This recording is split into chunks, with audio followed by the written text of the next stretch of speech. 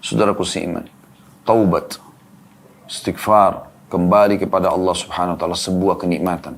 Dan jangan terus lalai mengulang-ulangi dosa yang sudah kita lakukan. Sekali lagi, kita mungkin bisa terjerumus dalam dosa atau pernah terjerumus. Namun, bukan kita harus selalu berlama-lama dalam dosa tersebut. Segera tinggalkan. Karena dia akan mengganggu kualitas ibadah Anda, iman Anda. Anda akan susah sekali untuk khusyuk di saat Anda masih melakukan perbuatan dosa. Dan rugi kalau orang kehilangan kenikmatan ibadah. Ya, sholat tidak khusyuk, padahal sebenarnya lebih nikmat kalau kita khusyuk. Nyaman kalau kita bisa menikmati setiap gerakan dan bacanya, tapi penghalangnya adalah dosa. Berapa banyak orang yang jadi malas bersedekah, malas berzikir, malas berdoa, malas mengerjakan segala macam ibadah karena dosa sumbernya. Dosa itu penyebabnya. Ya. Kalau Anda sudah merasa Anda malas ibadah, dosa, segera istighfar dan taubat kepada Allah.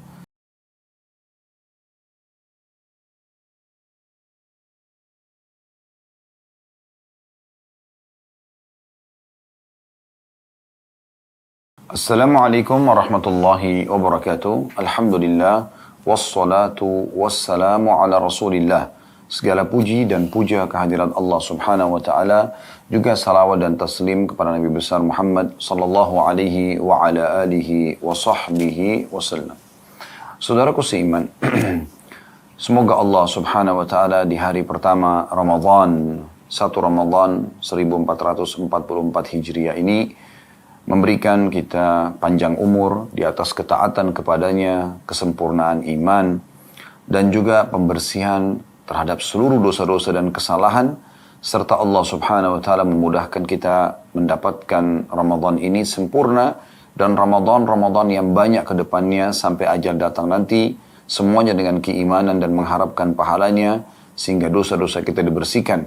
Semoga Allah menolong kita dan memudahkan kita untuk melalui puasanya, dan sholat malamnya, begitu juga dengan membaca Al-Quran, zikir, berdoa, sedekah, dan seluruh ibadah-ibadah yang lainnya.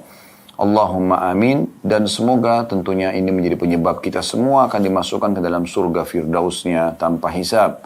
Allahumma amin. Teman-teman sekalian, pada kesempatan ini insya Allah di 1 Ramadan 1444 Hijriah kita akan membedah buku baru tentunya. Setelah sebelumnya kita sudah menyelesaikan buku Qudi Zawjatan Najihah, jadilah istri yang sukses, yang diterjemahkan oleh penerbit dengan Menuju Rumah Tangga yang Bahagia, ditulis oleh Dr. Najlah Hafizahullah. Dan Allah subhanahu wa ta'ala memberkahi kita dan memudahkan kita menyelesaikan buku tersebut. Semoga menjadi ilmu yang bermanfaat, terutama bagi ibu-ibu tentunya. Dan insya Allah pada hari ini kita akan masuk ke bedah buku yang berbeda, yang akan rutin dikaji insya Allah setiap Kamis, pukul 13.00 waktu Indonesia Barat, yaitu 35 sababan li ghufranidz dzunub fi dhaw'il kitab was sunnah, atau 35 amal pelebur dosa. Ya, kalau terjemahan letterletnya ya sesuai dengan panduan dari Al-Quran dan juga sunnah. Ditulis oleh Fatin bin Abdul Aziz, penerbitnya Darut Thayyibah Al-Khadra di Mekah. Dan ini cetakan pertamanya di tahun 1421 Hijriah. Dan diterjemahkan tentunya oleh Ahmad Sabiq, dan ini diterbitkan di Indonesia oleh Darul Haq Jakarta. Dan insya Allah buku ini akan kita bedah poin demi poin dari 35 pelebur dosa dengan izin Allah subhanahu wa ta'ala, sampai kita menyelesaikannya, dan semoga Allah subhanahu wa ta'ala mengikhlaskan niat kita semuanya dan menjadikan sebagai ilmu yang bermanfaat. Allahumma amin. Kita akan coba dulu berikan muqaddimah dalam masalah ini.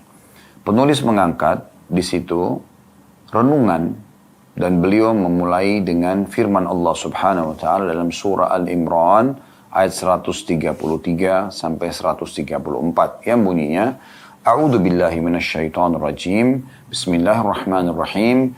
Wasari'u ila magfiratin min rabbikum wa jannatin 'arduha as-samawati wal ard. Saya ulangi. Wasari'u ila magfiratin min rabbikum wa jannatin 'arduha as-samawati wal ardu 'iddat lil muttaqin.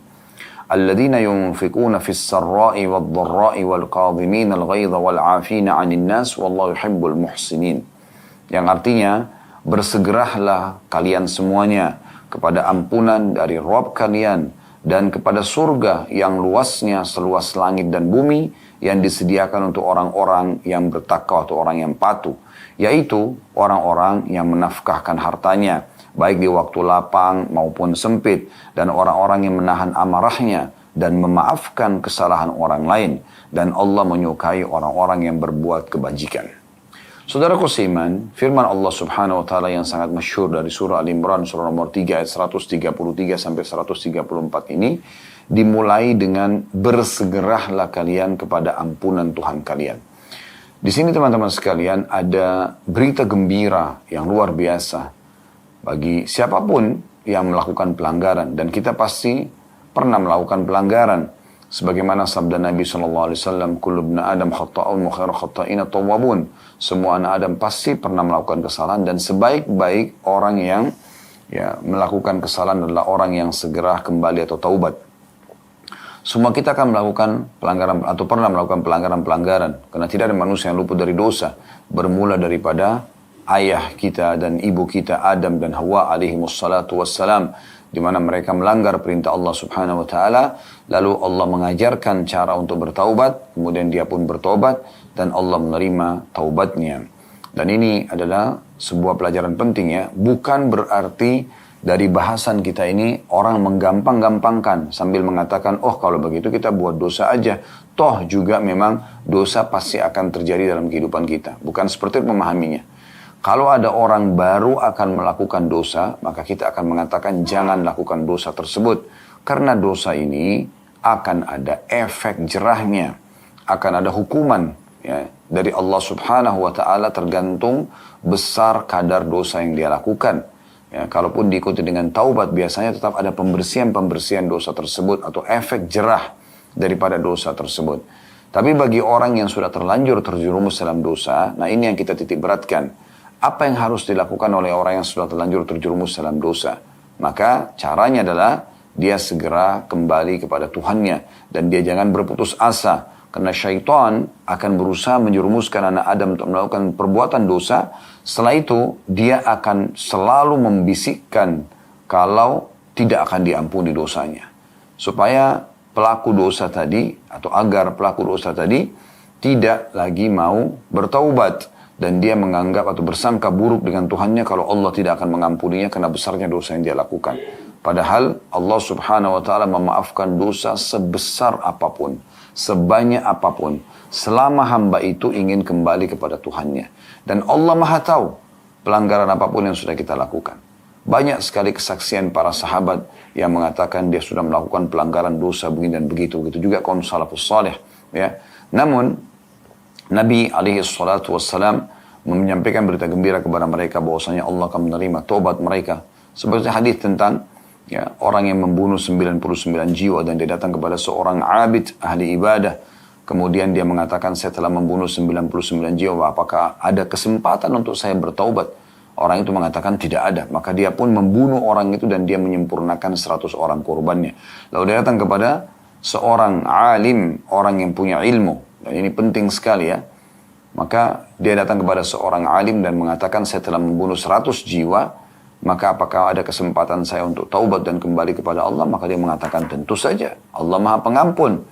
Kemudian orang itu pun niat ingin bertobat, dan orang alim ini mengatakan, pergilah ke negeri ini dan itu, ditunjukkan sebuah negeri, dan kata beliau, dan jangan kembali ke negerimu, karena negeri yang kau akan pergi adalah negeri yang baik, dan negerimu adalah negeri yang buruk, maksudnya penuh dengan orang pelaku dosa. Maka orang itu pun jalan, di tengah jalan subhanallah dia meninggal dunia. Dan Allah Subhanahu wa taala pada saat itu mengutus kepadanya 2 malaikat, satu malaikat rahmah yang mengambil ruhnya orang-orang beriman, dan satu adalah malaikat penyiksa ya. Satu malaikat penyiksa, yang malaikat ini akan mengambil ruhnya para pembangkang dan pelanggar. Maka pada saat itu Allah Subhanahu wa taala mendatangkan malaikat ketiga yang menengahi mereka dan mengatakan, ukurlah jarak ya. Kalau dia lebih dekat kepada negeri yang dia akan pergi, maka diambil ruhnya oleh malaikat penyayang atau kasih sayang yang membawa ruhnya ke surga. Dan kalau akan membawa ruhnya ya, nah itu menandakan dia akan menjadi ahli surga. Dan kalau jarak ke negeri yang dia tadinya bermaksiat lebih dekat, maka yang mengambil ruhnya adalah malaikat penyiksa, ya. Maka Allah Subhanahu wa taala mendekatkan jarak ke negeri, ya, yang dia akan pergi taubat, memperbaiki keadaannya dan menjauhkan jarak negeri yang dia tadinya bermaksiat, dan itu hanya beda sejengkal atau sekian jaraknya saja. Makanya dia pun diambil ruhnya oleh malaikat rahmat atau kasih sayang. Dan ini menandakan teman-teman sekalian, seberat apapun dosa yang kita lakukan, maka Allah Subhanahu wa taala akan memaafkan. Dikuatkan juga dalam surah Az-Zumar, ya. Qul ya ibadiyalladzina asrafu ala anfusihim la taqnatu min rahmatillah innallaha yaghfiru dzunuba jami'a. Al-ayah, yang artinya, katakanlah ya Muhammad kepada hamba-hambaku, jangan mereka berputus asa untuk selalu kembali kepada Tuhan ya Allah, karena Allah akan memaafkan semua dosa-dosa, ya. Jadi Allah SWT itu maha pengampun. Allah menginginkan kita selamat dan Allah tidak ingin kita celaka tentunya.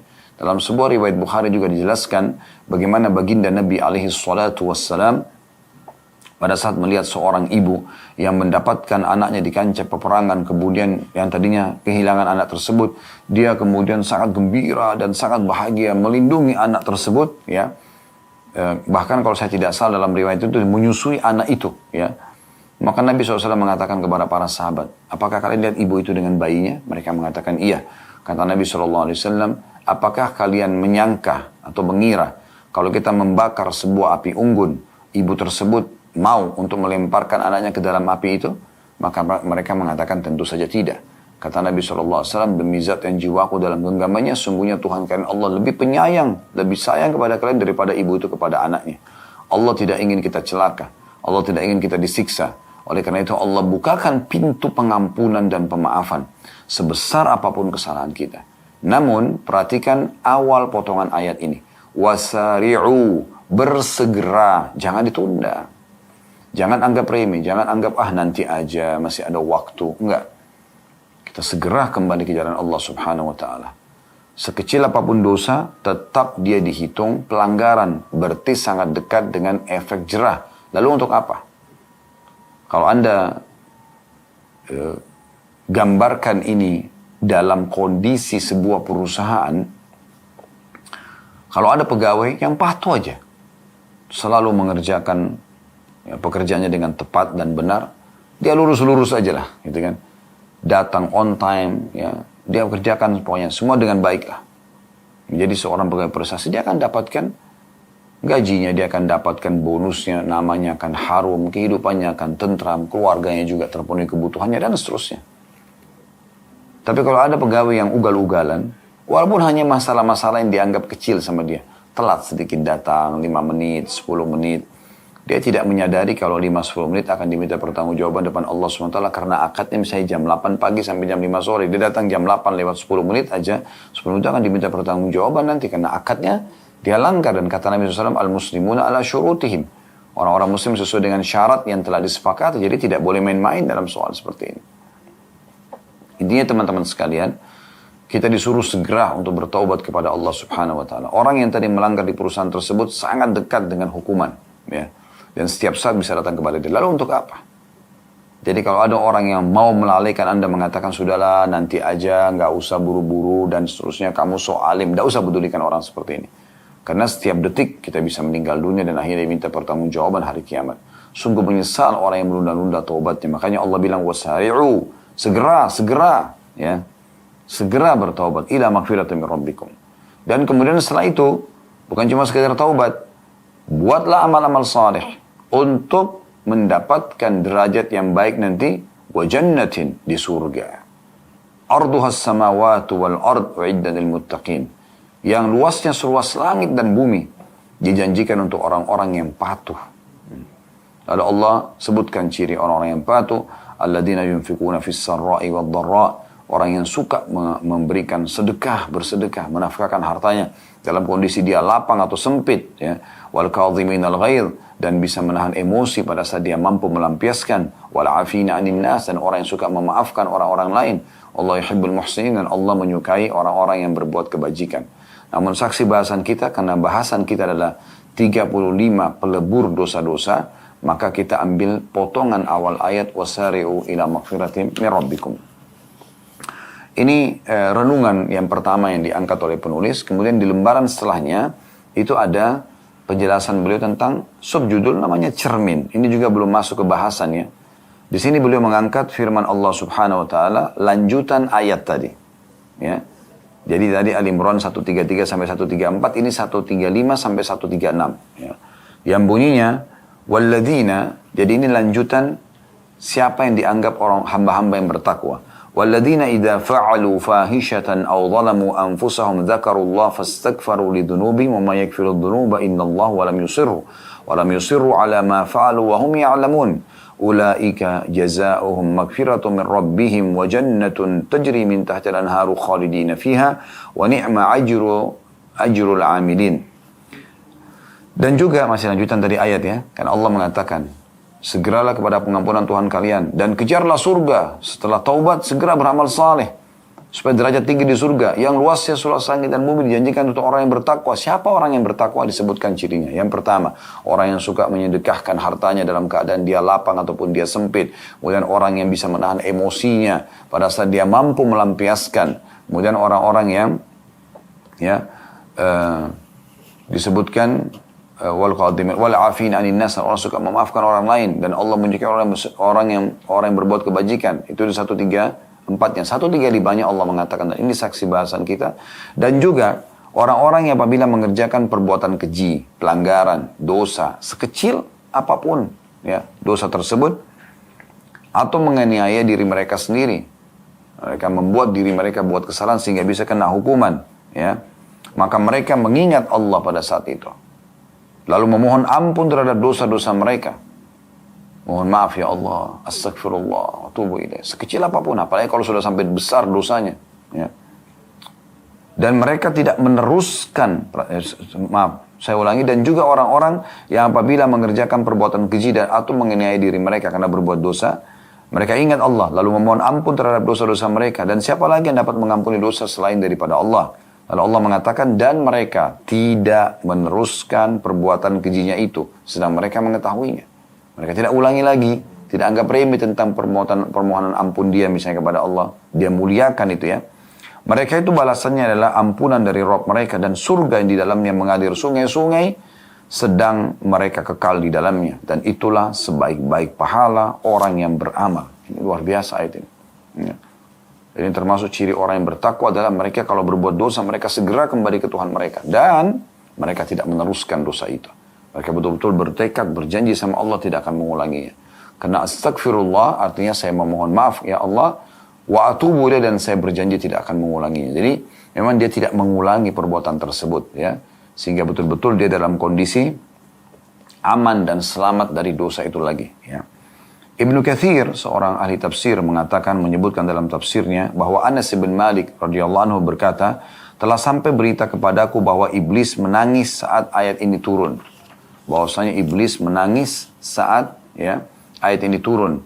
Imam Ahmad meriwayatkan dalam musnadnya dari Abu Sa'id radhiyallahu anhu dari Rasulullah SAW, beliau berkata, iblis berkata, wahai Rabbku, demi kebesaranmu, aku akan senantiasa menyesatkan hamba-hambamu selama ruh-ruh mereka di tubuh mereka. Maka Allah pun berfirman, demi kebesaran dan keagunganku, aku akan senantiasa mengampuni mereka selama mereka meminta ampunan kepadaku. Subhanallah, saudaraku seiman. Saya pribadi melihat taubat, istighfar adalah sebuah bonus yang sangat besar dari Sang Pencipta Allah. Terlebih lagi sekarang ada berada di bulan Ramadan, bulan yang penuh dengan keberkahan, bulan di mana seluruh dunia umat Islam berusaha untuk menjadi orang yang lebih dekat kepada Allah Subhanahu wa taala.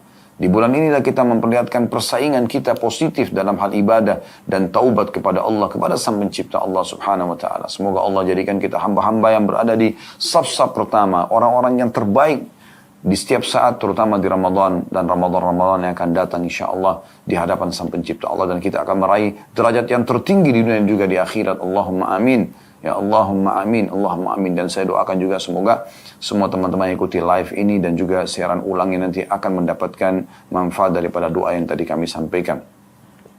Saudaraku seiman, taubat, istighfar, kembali kepada Allah Subhanahu wa taala sebuah kenikmatan. Dan jangan terus lalai mengulang-ulangi dosa yang sudah kita lakukan. Sekali lagi, kita mungkin bisa terjerumus dalam dosa atau pernah terjerumus. Namun bukan kita harus selalu berlama-lama dalam dosa tersebut. Segera tinggalkan. Karena dia akan mengganggu kualitas ibadah Anda, iman Anda. Anda akan susah sekali untuk khusyuk di saat Anda masih melakukan perbuatan dosa. Dan rugi kalau orang kehilangan kenikmatan ibadah. Ya, sholat tidak khusyuk, padahal sebenarnya lebih nikmat kalau kita khusyuk. Nyaman kalau kita bisa menikmati setiap gerakan dan bacanya, tapi penghalangnya adalah dosa. Berapa banyak orang yang jadi malas bersedekah, malas berzikir, malas berdoa, malas mengerjakan segala macam ibadah karena dosa sumbernya. Dosa itu penyebabnya. Ya. Kalau Anda sudah merasa Anda malas ibadah, dosa, segera istighfar dan taubat kepada Allah. Kemudian kalau Anda punya permasalahan, Anda belum menemukan solusinya, sakit, tidak sembuh-sembuh, usaha tidak sukses-sukses, ya, pendidikan yang tidak selesai, apalah segala macam masalah, sumber masalahnya dosa. Istighfar kepada Allah, kembali Allah akan perbaiki. Ya. Jadi kita kembali kepada Allah SWT. Makanya sebagian salaf mengatakan, sebenarnya Allah telah memberitahukan sumber semua masalah kalian. Semua masalah sumbernya satu. Dan Allah juga memberikan solusinya. Sebagian mereka mengatakan, Al-Quran sudah mengajarkan kepada kalian tentang sumber masalah kalian. Dan juga sudah memberitahukan solusi dari sumber masalah itu. Semua masalah sama, satu masalah. Yaitu dosa. Dan solusinya adalah istighfar. Mohon ampun kepada Allah Subhanahu wa Ta'ala. Ini hal yang luar biasa. Bukan hanya ucapan lisan teman-teman sekalian, tapi bagaimana kita renungi, kita resapi. Betul-betul kita merasa bersalah, kita mohon kepada Allah Subhanahu wa Ta'ala agar dibersihkan dari dosa-dosa tersebut. Semoga Allah mudahkan tentunya. Dan sangat indah orang kembali kepada Allah. Ya. Merenungi kebesaran Allah Subhanahu wa Ta'ala, khawatir kena hukuman Allah Subhanahu wa Ta'ala, kita terus saja memohon dengan tulus dari hati, dan kita minta agar setelahnya, Allahumma inni ala dzikrika wa syukrika wa husni ibadatik. Ya Allah, tolonglah hambamu ini agar selalu saja ya berzikir, bersyukur dan memperindah dan menyempurnakan ibadah untukmu. Selalu kita baca itu supaya akhirnya Allah Subhanahu wa Ta'ala memberikan kita kesempatan untuk berada di rel-rel orang-orang beriman dan merasakan kenikmatan iman tersebut. Sampai Ibnu Taimiyah rahimahullah mengatakan, andai saja para raja-raja tersebut, ya, raja-raja mencintai dunia, orang-orang yang mengejar dunia ini, mengetahui bagaimana nikmatnya ibadah dan keimanan dalam hati kami, maka pasti mereka akan cemburu dan mereka akan membunuh dan membelah dada-dada kami untuk mengambil kenikmatan tersebut. Orang beriman teman-teman sekalian akan sangat beda keadaannya dengan orang yang tidak beriman, apalagi orang yang jauh dari agama. Ya. Orang beriman makan enak, dia bersyukur. Makan kurang enak, tetap dia bersyukur. Dalam kondisi dia sehat, dia bersyukur. Dalam kondisi dia sakit, dia bersabar dan berterima kasih kepada Allah, masih diberikan ujian untuk meninggikan derajat dan membersihkan dosanya. Apapun keadaan orang beriman selalu baik. Itulah yang Nabi SAW katakan, ajaban di amri mu'min. Sungguh mengagumkan perkaranya orang-orang beriman. Wala yakunu dzalika illa lil mu'min. Dan itu tidak dimiliki kecuali orang-orang beriman. In asaba sarra syakar. Kalau diberikan nikmat pasti dia selalu bersyukur. Wa in asaba dharra sabar. Dan kalau diberikan ujian dia akan bersabar. Wa kama qala Nabi sallallahu alaihi wasallam. Kayak ini sebuah karunia yang luar biasa teman-teman sekalian. Maksimalkan ya bonus ini. Segera kembali kepada Sang Pencipta Allah. Seluruh dunia sekarang semuanya orang ingin jadi baik kaum muslimin. Semua sama programnya. Mereka akan menahan diri dari makanan, dari minuman, bahkan biologis halal pun mereka bertahan. Tidak melakukannya dari mulai azan subuh sampai azan maghrib. Demi untuk keimanannya, demi untuk ketakwaannya kepada Allah SWT. Demi untuk mendapatkan balasan terbaik di akhirat. Ya. Mereka bersabar. Karena sabar ada 3 hal. Sabar dalam mengerjakan ketaatan. Sabar seperti sekarang puasa, tahan haus, lapar. Seperti sesuai dengan waktu yang telah Allah tentukan dari azan subuh sampai azan maghrib. Sabar mengerjakan sholat malam, ya, sholat tarawih, baca Quran, zikir, dan semua ibadah-ibadah. Yang kedua, sabar dalam meninggalkan kemaksiatan. Setiap ada peluang dosa, tinggalkan. Sabar, jangan diiyakan. Dan yang ketiga, sabar atas ujian harian. Maka ini poin penting yang harus kita ketahui di awal pembukaan kita teman-teman sekalian.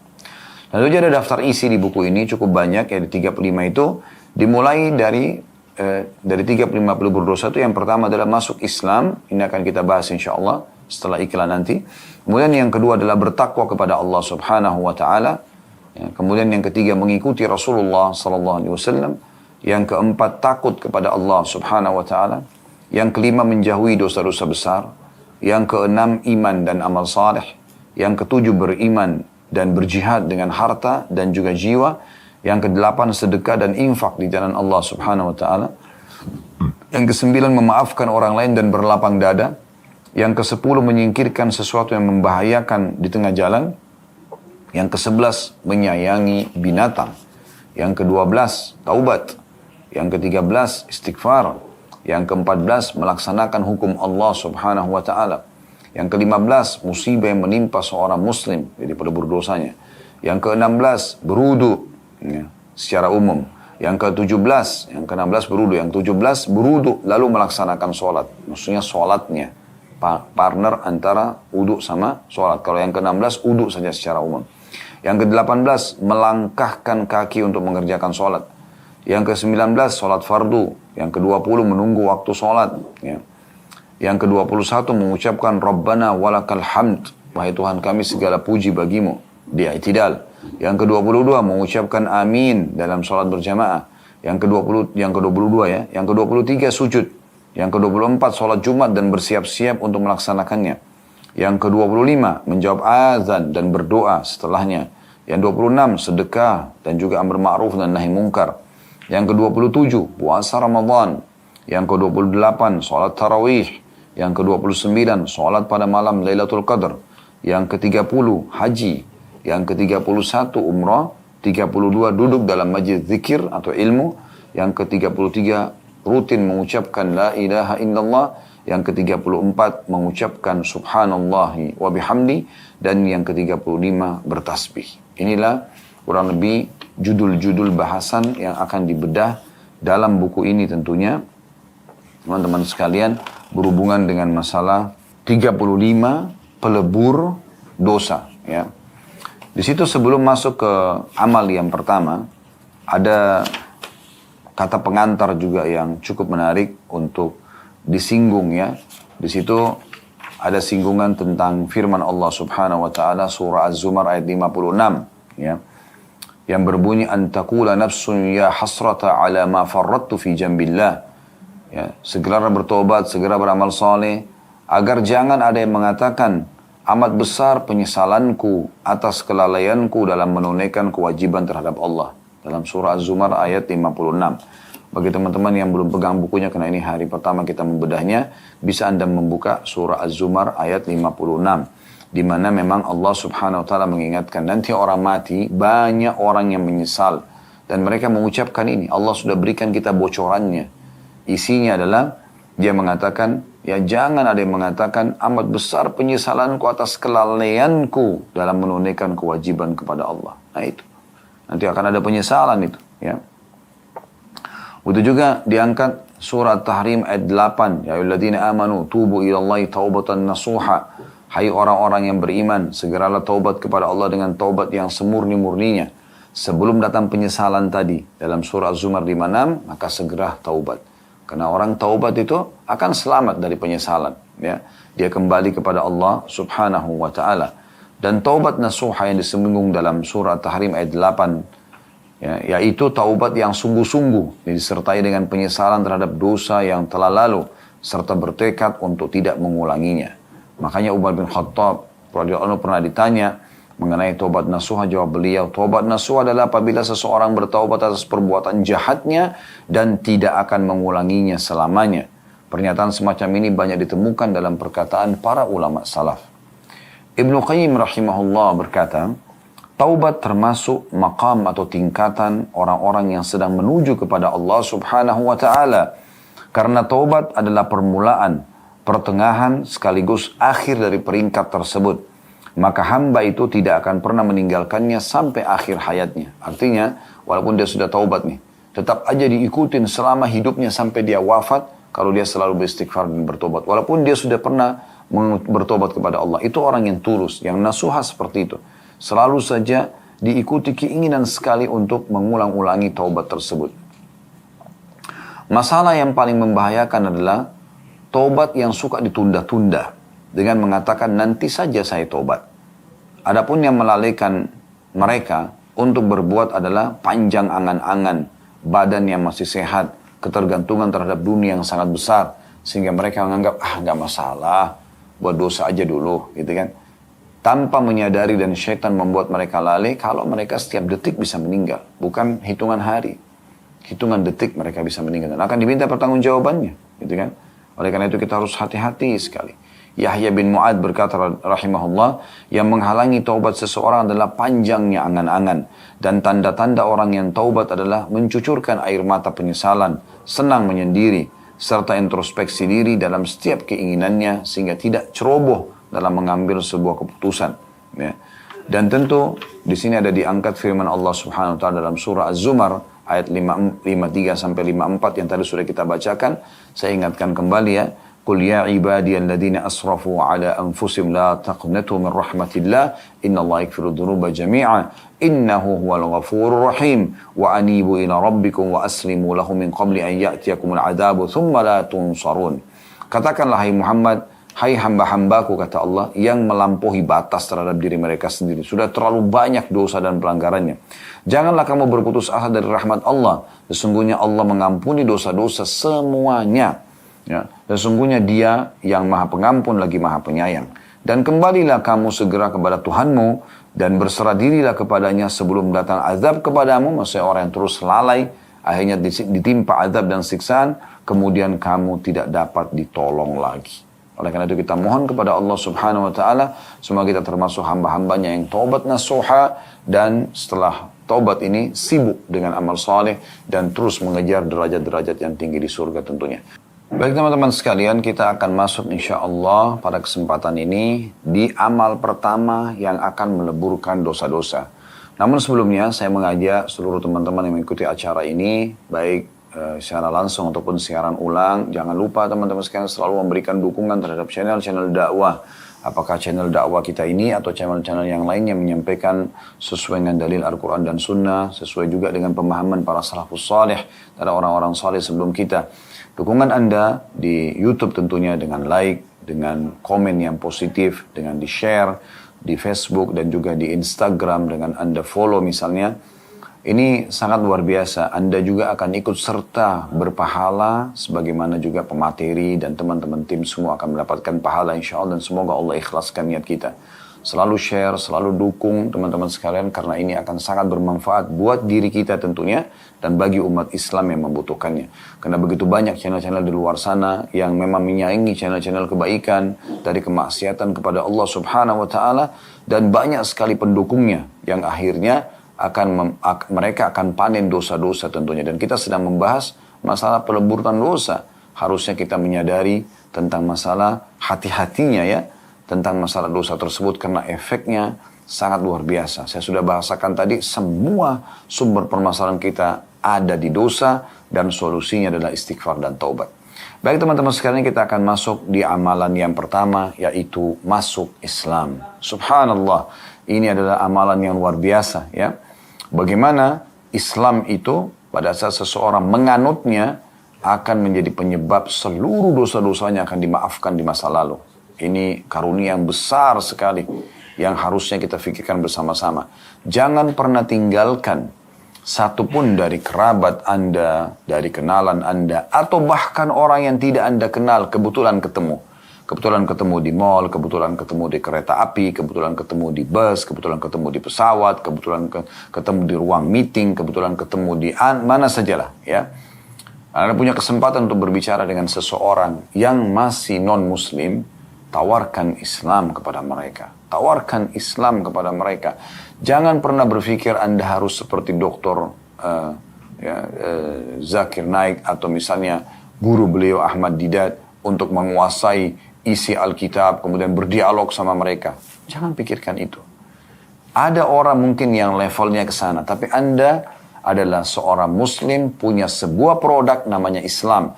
Anda tinggal mengajak siapapun untuk berbicara dan mendapatkan penjelasan tentang Islam. Hanya sebatas itu. Pertanyaan Anda pertama adalah kepada mereka, apakah sudah tahu tentang Islam? Atau apa pendapat Anda tentang Islam? Kita hanya butuh 5 menit saja. Kalau dia mengatakan, oh setahu saya Islam itu baik, udah positif. Oke, kita tinggal timpali itu dengan menjelaskan memang Islam itu baik dan mudah. Dia adalah panduan hidup. Kita jadi tahu siapa Tuhan kita, kita tahu apa yang diperintahkan, mana yang boleh, dan kita tahu apa yang dilarang atau mana yang tidak dibolehkan. Simple saja, di dunia kita akan dapatkan kebahagiaan karena tahu mana makanan, minuman, pakaian, transaksi, ya, bisnis misalnya, kemudian juga pergaulan yang boleh dan tidak boleh. Nah itu kita jadi terawasi dan bagus sekali. Dan Islam datang selalu memberikan yang halal diikuti dengan thayyibah, artinya berkualitas, gitu kan. Kalau dia misalnya bicara tentang Islam tidak baik, Islam itu garis keras, Islam itu teroris, Islam itu apa saja, maka biarkan dia berbicara, setelah itu baru Anda jelaskan. Itu kan pendapat Anda tentang Islam. Kalau menurut kami sebagai seorang Muslim, agama kami begini dan begitu. Jelaskan apa adanya. Apa yang Allah mudahkan dalam lisan Anda bahasakan. Anda tidak pernah tahu kalimat mana, kata mana yang menjadi penyebab bisa memasukkan Islam dalam hatinya. Berapa kali orang yang masuk Islam di tangan kami datang, subhanallah, ke kantor atau kami ketemu berpapasan, lalu kemudian syahadat, ya. Kemarin tiba-tiba ada satu orang masuk ke media, kemudian minta untuk syahadat, lalu kami pandu dari handphone dengan mudahnya gitu. Ya. Dan kadang-kadang mungkin tidak masuk akal kita sebagai seorang Muslim. Ada yang hanya karena mendengar azan kemudian tertarik masuk Islam, ada yang hanya karena melihat busana Muslim dan Muslimah, bagaimana pakaian mereka begitu tertutup dan rapi, maka juga masuk Islam. Ada yang tertarik karena melihat setiap Muslim, tetangganya selalu atau temannya selalu menuju ke masjid. Ada yang hanya sekedar dari akhlaknya, ada yang sekedar dari bacaan Al-Qur'annya, ada segala macam. Ya. Hidayah di tangan Allah Subhanahu Wa Taala. Maka ingat poin ini teman-teman sekalian. Ya, baik. Di sini penulis mengangkat dalil pertama dalam sebuah hadis diriwayatkan oleh Bukhari dari Abu Sa'id Al-Khudri radhiyallahu anhu, sesungguhnya dia mendengarkan Rasulullah sallallahu alaihi wasallam bersabda, "Idza aslama al-'abdu fahasuna islamuhu yukaffiru Allahu anhu kulla sayyi'atin kana zalafaha wa kana ba'da dzalika al-qisas." Al-hasanatu bi'ashri amthaliha ila 700 di'fin was-sayyi'atu bimithliha illa an yatajawazallahu anha. Artinya, kata Nabi SAW, apabila seseorang masuk Islam dan bagus keislamannya, dia betul-betul menjadi Muslim yang patuh. Apa yang Allah halalkan, dia nikmati. Yang diperintahkan, dia kerjakan. Yang dilarang, dia jauhi. Ya. Maka Allah akan menghapus seluruh dosa yang pernah dia lakukan. Kejahatan apapun yang pernah dilakukan di masa dia sebelum Muslim, akan dimaafkan semuanya. Lalu setelah itu, mulai setelah dia masuk Islam, mulailah ada pembalasan. Ya. Kalau dia berbuat baik, satu kebaikan akan dibalas dengan 10 kebaikan atau 10 balasan, sampai 700 kali lipat balasan. Dan kalau dia berbuat satu pelanggaran agama, kejahatan, dosa, kriminal, hanya akan dibalas dengan yang semisalnya. Hanya catat satu dosa saja. Kecuali Allah mengampuninya.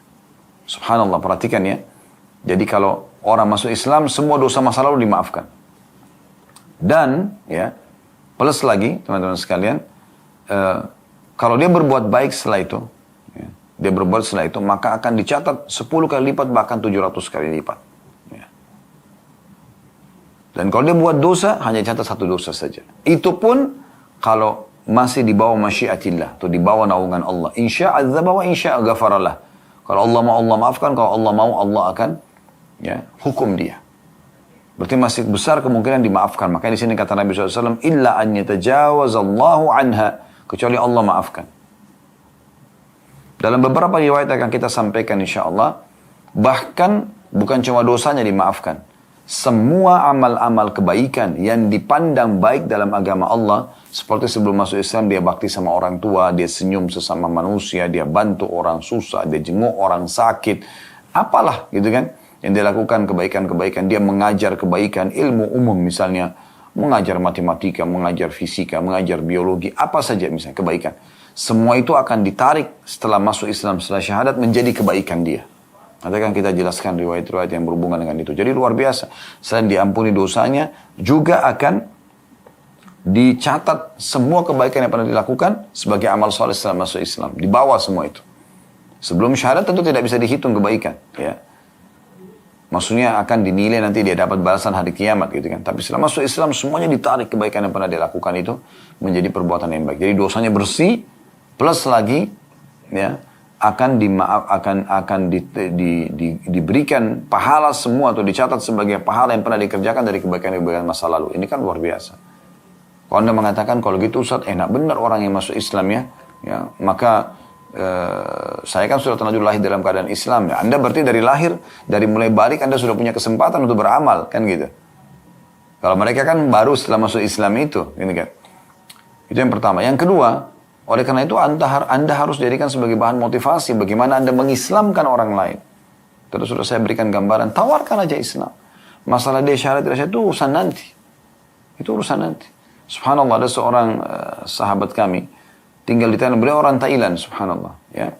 Seangkatan dengan saya kebetulan di Madinah dari Fakultas Dakwah. Kami tamat sama-sama dari tahun 94 sampai 98 ya, waktu itu.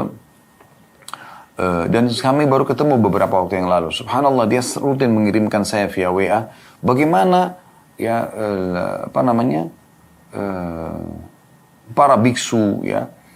Ya, kalau orang Nasrani, orang Yahudi mungkin lebih mengenal Allah, lebih mudah kita mendakwahi mereka, menyampaikan. Mereka sudah tahu Tuhan Allah, tinggal kita suruh sempurnakan, minta sempurnakan keimanan mereka dengan datangnya Nabi Muhammad SAW. Tanpa memungkiri kenabian Nabi Musa dan Nabi Isa alaihissalam. Tetapi orang-orang Hindu, orang Buddha ini kan tidak mengenal. Mereka seperti menyembah patung. Tapi subhanallah dia kirim ke saya bagaimana mudahnya dia menawarkan Islam. Lagi di kereta api, duduk berdua dengan biksunya, terus kemudian tiba-tiba syahadat. Dia datang ke kuil-kuil mereka menawarkan Islam. Ketemu di jalan, nawarkan Islam. Mereka syahadat. Jadi masih banyak orang yang belum tahu tentang Islam. Bahkan seringkali mereka masuk Islam, mereka tidak tahu kenapa masuk Islam. Ada di antara sahabat, ya, seperti Uthman bin Mad'un radhiyallahu anhu, sahabat Nabi yang mulia, yang pada Sabtu bulan lalu kita sempat menjelaskan di materi tablik akbar di Blok M ya, hari Sabtu pekan kedua. Setelah sahabat ini, bagaimana dia masuk Islam karena tidak enak, karena hampir setiap hari diajak Nabi SAW masuk Islam. Awalnya begitu, dibiarkan saja, dia syahadat, dia sudah masuk Islam. Sampai dia mengatakan turun surah An-Nahl ayat 90, saya tersentuh dengan itu. Lalu Islam tertanam dalam hati saya. Memang awal begitu, makanya dinamakan mereka tuh, diistilahkan mereka dengan mu'allaf. Orang-orang yang masih lemah hatinya. Bisa saja murtad kembali gitu kan. Gak masalah, yang penting aja dulu. Dan jangan orang kalau sudah mau masuk Islam, Anda sengaja tunda-tunda. Ya. Pernah ada orang begitu di kota Makassar, datang kepada saya, Ustaz ini ada teman saya mau masuk Islam. Sudah dari tahun lalu gitu. Namun saya berikan dia buku ini supaya dia pelajari dulu. Agar dia bisa faham Islam. Subhanallah, saya bilang, akhi, kenapa nggak pandu syahadat dulu, baru kasih buku? Kenapa disuruh pelajari dulu? Kalau dia meninggal, dalam 1 tahun ini Anda bisa menanggung dosanya. Karena kan dia ingin masuk Islam, sudah ingin tinggal syahadat. Pandu dulu syahadat. Kemudian baru ajarkan tentang syariat Islam. Bukan dikasih buku tebal, disuruh pelajari dulu. Kalau dia meninggal ini tanggung jawab kita, karena dia sebenarnya sudah tinggal syahadat. Sebaliknya kalau kita langsung pandu syahadat, maka kita akan dapat pahalanya. Dia meninggal sedetik kemudian dia masuk Islam. Dia sudah Muslim. Nanti yang kita jelaskan bagaimana riwayat tentang seorang anak Yahudi yang syahadat pada saat sakit keras dan pada saat meninggal Nabi SAW mengatakan segala puji bagi Allah yang telah menyelamatkan dari api neraka dengan syahadat itu. Masalah dia ikhlas tidak ikhlas itu urusan dia sama Allah Subhanahu Wa Taala. Yang penting kita ajak dulu. Itu poin penting. Penulis mengatakan, apabila orang kafir masuk Islam, maka Allah Subhanahu Wa Taala akan mengampuni seluruh kesalahan yang pernah ia lakukan sebelum Islam dan tidak akan menghisapnya. Ya. Ini adalah rahmat dan sekaligus anjuran Allah Subhanahu Wa Taala agar manusia memeluk agama Islam meskipun telah mengerjakan banyak dosa dan kesalahan. Ini semua karena rahmat Allah sangat luas jika mereka memeluk agama Islam. Imam Ibn Hajar Al-Asqalani rahimahullah ketika menjelaskan hadits ini dia berkata, yang dimaksud dengan bagusnya keislaman seseorang adalah baik keislamannya dalam akidah, keikhlasan, serta ia memeluk agama Islam secara lahir dan juga batin. Juga merasakan kedekatan dan pengawasan Allah dalam setiap perbuatannya. Maksudnya, dia masuk Islam, ya, dan dia memperbagus Islam, maksudnya dia pelajari Islam itu. Kalau dia harus ikhlas dalam setiap amalannya, dia harus memurnikan akidah, mentauhidkan Allah, tidak berbuat kesyirikan, ya. Dia betul-betul masuk dalam Islam, betul-betul menikmati apa yang dihalalkan, apa yang diperintahkan, dan meninggalkan apa yang dilarang, gitu kan. Nah, itu yang dimaksud dengan bagus keislamannya. Kemudian penulis mengangkat riwayat lain, ya. Dan ini riwayat sebagai penutup dalam amal yang pertama. Nanti kan kita tambahkan banyak informasi insyaallah. Dinukil dari Abu Shumasa al-Muhri rahimahullah, seorang tabi'in, dia mengatakan, kami membesuk Amr bin As radhiyallahu anhu, sahabat Nabi yang mulia, pada saat dia sedang sakaratil maut, menjelang kematiannya. Tiba-tiba Amr bin As menangis dan memalingkan wajahnya ke dinding. Lalu anaknya berkata, wahai bapakku, bukankah Rasulullah SAW telah menjanjikan engkau begini dan begitu? Maksudnya Rasulullah SAW termasuk menjamin Amr bin As untuk masuk ke dalam surga. Maka Amr bin As menghadapkan wajahnya kepada anaknya seraya berkata, amal perbuatan yang paling mulia untuk dipersiapkan adalah persaksian bahwa tiada Tuhan yang berhak diibadahi kecuali Allah dan Muhammad adalah Rasulullah. Ini poinnya.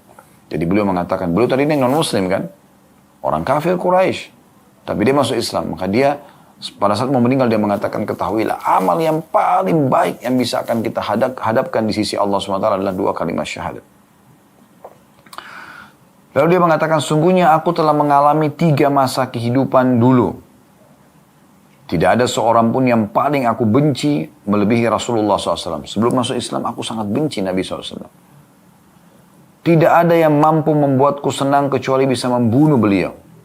Seandainya aku mati pada saat itu, benci Rasulullah SAW dan juga ingin membunuhnya, gitu kan, maka tentu saja ya, aku akan jadi penghuni neraka.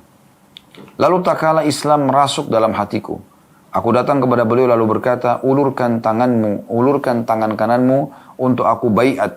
Jadi waktu Amr bin As masuk Islam, dia mengelilingkan telapak tangannya kepada Nabi SAW, mengatakan, ulurkan tangan anda ya Rasulullah. Gitu kan. Ini untuk masuk Islam.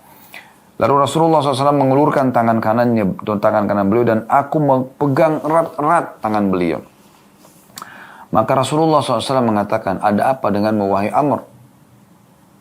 Kenapa tidak langsung syahadat saja? Kenapa kok langsung tiba-tiba pegang dengan erat tangan Nabi SAW? Maka Amr mengatakan, aku menjawab, aku mempunyai sebuah syarat. Maka Nabi SAW mengatakan, apa syaratmu? Jawabku, diampuni semua dosa-dosaku. Karena aku punya kesalahan banyak nih. Dulu benci sekali sama anda. Aku juga ingin membunuh anda. Banyak kesalahanku gitu. Bisa gak dimaafkan? Maka Rasulullah SAW tersenyum sambil mengatakan, tidakkah engkau tahu wahai Amr, bahwa Islam, kalau kau masuk Islam, akan menghapus seluruh dosa yang terjadi sebelumnya. Dan ini anda sampaikan kepada orang-orang muslim, teman anda, kerabat anda. Kalau kau masuk Islam, semua dosamu akan dimaafkan yang lalu-lalu. Plus lagi, semua amal saleh yang pernah kau kerjakan, semua kebaikan yang pernah kau kerjakan akan dicatat pahala dalam Islam. Tidak sia-sia, sedekah, jenguk orang sakit, bantu orang susah, bakti orang tua, semuanya. Nanti kita jelaskan riwayat itu nanti ya, setelah ini. Saya bacakan dulu riwayat yang ini. Lalu kata dia, setelah Nabi SAW mengatakan, tidakkah engkau tahu wahai Amr, bahwa Islam menghapus seluruh dosa yang terjadi sebelumnya, maka tidak seorang pun yang lebih kucintai dan kuagungkan melebihi Rasulullah SAW setelah itu. Sampai aku tak kuasa memandangnya karena rasa hormat. Seandainya aku mati pada saat itu, aku bisa berharap agar bisa menjadi penduduk surga. Namun setelah itu, setelah Nabi SAW meninggal dunia, ya, kita melewati banyak peristiwa. Aku tidak tahu bagaimana posisiku pada saat itu. Maka kalau aku mati, jangan ada yang meratapiku dan jangan juga menyalakan api. Ya, karena Nabi SAW larang ya, dalam riwayat-riwayat orang yang sedang sedih, yang ditinggal oleh orang yang mereka cintai di rumah, jangan masak, ya, jangan membagi-bagi makanan, tapi nanti orang yang datang takziah yang membawa makanan. Sebagaimana Nabi SAW mengatakan kepada penduduk Madinah pada saat Ja'far bin Abi Talib radhiyallahu anhum, sepupu Nabi SAW, kakaknya Ali bin Abi Talib lebih tua 10 tahun dari Ali, ya, itu wafat di perang Mu'tah. Maka Nabi SAW mengatakan, isna'u li Ali Ja'far fa innahum ashabu ma lam yusibkum. Buatlah makanan dan minuman buat keluarga Ja'far karena mereka tertimpa apa yang tidak menimpa kalian. Maksudnya mereka lagi sedih, maka jangan lagi mereka sibuk masak dan segala macam. Ini Amr bin As tuangkan dalam perkataan beliau. Nanti kalau saya mati jangan ada meratapi. Jangan ada yang pukul-pukul badannya, tarik-tarik rambutnya, teriak-teriak. Tidak boleh meratapi mayit. Dan juga jangan ada yang menyalakan api. Jangan masak. Ya, karena Nabi SAW melarang itu. Lalu apabila kalian menguburku, ini pesan beliau juga, taburkanlah tanah di atas tubuhku. Ya, maksudnya adalah setelah dimasukkan, tuang tanah, tutup tanah itu. Lalu dia mengatakan, kemudian berdiamlah di sekitar kuburku selama cukup untuk menyembeli unta dan membagikan dagingnya, sehingga aku bisa tenang dengan kalian dan aku lihat bagaimana menjawab pertanyaan utusan Tuhanku. Hadis ini riwayat Muslim. Jadi artinya termasuk sunnah Nabi SAW adalah pada saat orang meninggal tidak buru-buru kita tinggalkan kuburannya, terus kita doakan dia. Ya, karena Nabi SAW dalam beberapa riwayat Bukhari menyebutkan pada saat selepas menguburkan sahabat, tentu bukan Amr bin As, karena ini meninggal setelah Nabi SAW. Di masa Nabi SAW ada sahabat yang meninggal, lalu setelah dikuburkan kata Nabi SAW, ya, is'alu li akhikum ats-tsabat, ya, atau kama qala Nabi SAW, mintalah kepada saudara kalian, ya, agar dia kokoh dalam menjawab pertanyaan malaikat, fa innahu al-ana yus'al, karena sekarang dia sedang ditanya. Dalam riwayat lain kan, kalau orang sudah melangkah 3 langkah pulang, artinya sudah ada pengunjung yang pulang 3 langkah. Bukan semuanya ya, karena biasa kan ada kerabat yang masih tinggal. Tapi kalau sudah ada yang pulang saja, 3 langkah mereka pulang, berarti sudah datang malaikat untuk menanyakan kepada mayit tersebut. Nah ini berarti menandakan memang kita dianjurkan untuk mendoakan si mayit di saat sudah dikuburkan. Nah ini penyampaian Amr bin As. Pelajaran yang bisa diambil dari kisah ini, kata penulis adalah, potongan sabda Nabi SAW, ama alimta annal islam yahdimu ma kana qablahu. Tidakkah engkau tahu, wahai Amr, bahwasanya Islam menghapus dosa-dosa yang terjadi sebelumnya. Yakni, kata beliau, apabila seseorang masuk Islam, Allah Subhanahu wa taala akan menghapuskan dan mengampuni semua dosa yang pernah dilakukan sebelum Islam, yaitu Allah Subhanahu wa taala hapus atau menghapus dan membebaskannya dari hukuman. Ya. Jadi ini 2 buah riwayat yang diangkat oleh penulis. InsyaAllah ke depannya kita akan masuk ke amal yang kedua, masalah bertakwa kepada Allah Subhanahu wa taala. Namun di sini saya akan tambahkan beberapa riwayat yang menarik ya untuk ditambahkan dalam bahasan kita. Termasuk tadi yang saya janjikan ya, kalau bukan hanya sekedar dibersihkan dosa orang yang masuk Islam, tapi justru amal-amal kebaikan akan dibawa semua dalam Islam setelah dia meninggal dunia. Ya. Disebutkan dalam sebuah riwayat dari Abu Hurairah radhiyallahu anhu, qala Rasulullah sallallahu alaihi wasallam, Rasulullah SAW bersabda, "Idza ahsana ahadukum islamah," kalau seseorang di antara kalian ya memperbaiki dan menyempurnakan, membaguskan Islamnya, fakullu hasanatin ya'maluha tuktab bi asyri amthaliha ila 700 di'fin. Semua amal soleh yang dia pernah kerjakan akan dicatatkan 10 kali lipat, bahkan 700 kali lipat yang dia kerjakan setelah masuk Islam. Wa kullu sayyi'atin ya'maluha tuktab bimithliha hatta yalqallah. Dan kalau dia buat dosa, hanya catat 1 dosa saja sampai dia bertemu dengan Allah Subhanahu wa taala. Nah, dalam riwayat yang lain dari Hakim ibn Hizam radhiyallahu anhu, qala, beliau berkata, qultu ya Rasulullah, aku pun berkata, wahai Rasulullah. Hakim ibn Hizam seorang tokoh Quraisy yang akhirnya masuk Islam ya. Beliau mengatakan, ara'aita asya'a kuntu atahannatsu biha fil jahiliyah. Bagaimana dengan amalan-amalan baik yang pernah aku kerjakan di masa jahiliyah? Min sadaqatin, dari sedekah, au ataqatin, atau pembebasan budak, au silaturahim, atau silaturahim, berhubungan baik dengan kerabat. Fahal fiha min ajrin, apakah ada balasannya setelah saya masuk Islam ini? Kan dulu saya kerjakan tuh sebelum masuk Islam. Maka faqala Nabi SAW, maka Nabi SAW bersabda kepada Hakim bin Hizam radhiyallahu anhu, aslamta ala ma salafa min khair. Ya. Kata Nabi SAW, sungguhnya engkau telah masuk Islam beserta semua kebaikanmu yang dahulu. Nah ini, luar biasa ini ya. Bagaimana orang yang masuk Islam mendapatkan keutamaan ini tentunya teman-teman sekalian. Dan hadis tadi yang pertama itu disebutkan oleh Imam Muslim, dan hadis yang kedua diriwayatkan oleh Imam Muslim juga ya. Jadi 2 buah riwayat ini semua disebutkan oleh Imam Muslim. Baik teman-teman sekalian, ditambah juga dengan riwayat-riwayat lain yang menguatkan tentang masalah ini ya. Seperti riwayat terhindarnya seseorang dari api neraka ya. Tadi sudah saya singgung riwayat ini sebenarnya ya. Bagaimana Anas bin Malik meriwayatkan sebuah kisah unik. Qala kana gulamu Yahudiyun yakhdimun Nabiyya sallallahu alaihi wasallam. Ya. Dulu ada seorang anak muda Yahudi pernah membantu Nabi SAW atau menjadi pembantu Nabi SAW. Famarida fa'atahu Nabi sallallahu alaihi wasallam atau fa'atahu Nabi sallallahu alaihi wasallam ya'udu. Maka pada saat satu hari dia pernah sakit, Nabi SAW datang menjenguknya. Faqa'ada inda ra'sihi.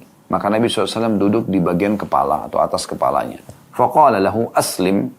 Maka Nabi SAW berkata kepadanya, masuk Islamlah. Fanadhara ila abihi wa huwa indahu. Maka anak muda itu melihat ke arah ayahnya yang kebetulan ada di situ ayahnya. Faqala lahu, maka ayahnya berkata, ati' Abul Qasim. Ya.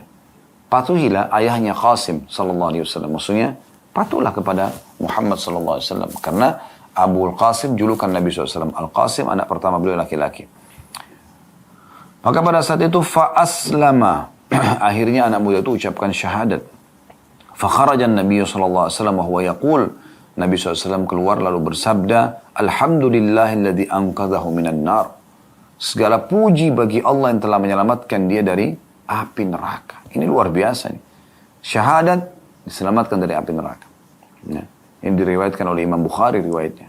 Ya. Ini luar biasa nih. Bagaimana anak muda ini karena masuk Islam langsung dijamin surga oleh Nabi alaihi salatu wassalam. Ya. Masalah dia ikhlas, tidak ikhlas, tadi saya katakan itu urusan dia sama Allah. Tapi Nabi SAW sebutkan kalau orang syahadat udah cukup. Ya.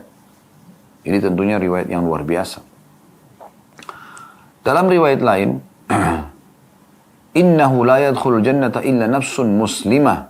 Sesungguhnya tidak akan masuk surga kata Nabi SAW kecuali jiwa muslim. Wa inna Allah la yu'ayyidu hadad din birrajulil fajir. Dan Allah pasti akan menolong agama ini walaupun melalui orang fajir. Hadis riwayat Bukhari. Artinya di sini untuk masuk dalam surga selamat dari mereka harus masuk Islam dulu. Jadi kita harus khawatir, merasa prihatin dengan orang-orang yang belum masuk Islam. Semoga Allah berikan mereka hidayah. Sampaikan saja Islam. Sambil kita doakan. Ya. Itu poin luar biasa gitu. Dalam riwayat lain, kata Nabi SAW dari hadis Abdullah bin Amr bin As radhiyallahu anhuma, anna Rasulullah SAW qala, Rasulullah SAW bersabda, qad aflaha man aslam. Beruntung sekali, ya, berbahagia sekali orang yang masuk Islam, waruziqa kafafan, dan diberikan rezeki yang cukup untuk memenuhi kebutuhan sehari-hari, bukan kaya ya, rezeki yang cukup. Wa qanna'ahu Allah bima atah, dan Allah memberikan dia rasa qanaah, ya, merasa cukup dan akhirnya bersyukur terhadap apa yang telah diberikan itu. Umar bin Khattab berkata, kami adalah satu kaum yang telah dimuliakan oleh Allah Azza wa Jalla dengan Islam. Maka bila kami mencari kemuliaan dengan selain Islam, maka pasti Allah akan menghinakan kami. Ini luar biasa. Jadi hadis tadi ditanggapi oleh Umar, dan lalu Umar menyampaikan masalah itu. Ya. Dan kedua buah hadis ini, ya, diriwayatkan oleh Imam Muslim. Yang tadi masalah siapa yang diberikan, sungguh beruntung orang yang masuk Islam, lalu kemudian dicukupi kebutuhannya, lalu kemudian diberikan sifat kalah, itu hadis diriwayatkan oleh Imam Muslim. Sementara perkataan Umar lalu diriwayatkan oleh Al-Hakim dalam kitab Mustadraknya, ya, dan ini disetujui dan disahihkan juga oleh Az-Zahabi rahimahumullah. Ini luar biasa ya, bagaimana penyampaian-penyampaian ini sebenarnya harus dipikirkan baik-baik. Dan juga ya, Nabi SAW menyampaikan dalam hadis yang lain, kalau ada rumah yang sudah lahir dari kecil, sudah Islam mereka, atau rumah itu ditawarkan Islam dan mereka terima Islam, maka itu berarti Allah Subhanahu wa Ta'ala menginginkan kebaikan buat mereka. Dalam sebuah riwayat kata Nabi SAW, ayyuma ahla baitin minal arabi wal ajam, penghuni rumah manapun, baik dari kalangan Arab atau orang-orang ajam selain orang Arab, aradallahu bihim khaira, Allah inginkan kebaikan bagi mereka, adkhala alaihimul Islam, maka Allah akan masukkan Islam ke dalam hati mereka atau ke dalam rumah tersebut. Thumma taqa'ul fitanu ka'annaha dhulal, kemudian setelah itu barulah terjadi fitnah-fitnah seakan-akan naungan awan. Maksudnya mulailah terjadi godaan-godaan untuk melanggar agama, untuk meninggalkan Islam. Tapi awalnya Allah sudah kasih mereka perangkatnya. Mereka masuk Islam. Termasuk Anda tentunya, ya, yang lahir dalam keadaan Islam. Itu karunia yang luar biasa Allah berikan. Karunia yang luar biasa yang Allah Subhanahu wa taala berikan ya. Karena dengan seperti itu Anda akan ya punya peluang banyak beramal saleh. Namun tetap ada fitnah-fitnah terjadi setelahnya. Maksudnya ada ujian-ujian karena syaitan tidak ingin tentunya kita masuk Islam.